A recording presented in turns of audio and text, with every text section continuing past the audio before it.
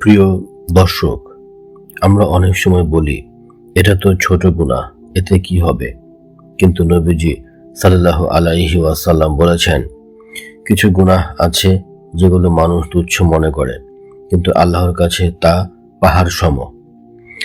আজকের ভিডিওটা শেষ পর্যন্ত দেখুন, কারণ এই গুনাহটা প্রায় সবাই করে। গুনাহ 1, মিথ্যা কথা বলা। রাসূল সাল্লাল্লাহু আলাইহি ওয়াসাল্লাম বলেছেন, মিথ্যা মানুষকে পাপের দিকে নিয়ে যায়, আর পাপ মানুষকে জাহান্নামের দিকে নিয়ে যায়। অনেকে বলে সামান্য মিথ্যা, সমস্যা কি? কিন্তু এই সামান্য মিথ্যাই বিশ্বাস নষ্ট করে, দোয়া কবুল বন্ধ করে দেয়। গুনাহ 2, গীবত, পরনিন্দা করা। নবীজি সাল্লাল্লাহু আলাইহি ওয়াসাল্লাম জিজ্ঞেস করলেন, তোমরা জানো গীবত কি? বললেন, তোমার ভাই সম্পর্কে এমন কথা বলা যা সে শুনলে কষ্ট পায়।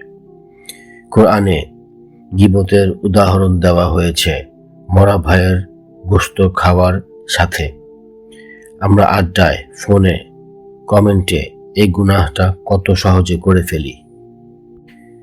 গুনাহ 3, অন্যকে তুচ্ছ মনে করা। রাসূল সাল্লাল্লাহু আলাইহি ওয়াসাল্লাম বলেছেন, কারো জন্য এটাই যথেষ্ট গুনাহ যে সে তার মুসলিম ভাইকে তুচ্ছ মনে করে। হয়তো সে আল্লাহর কাছে আপনার চেয়ে বেশি প্রিয়। অহংকার আর তুচ্ছ ভাব, এই দুটো গুনাহ মানুষকে ধ্বংস করে। প্রিয় দর্শক, ছোট গুনাহ বলে কিছু নেই।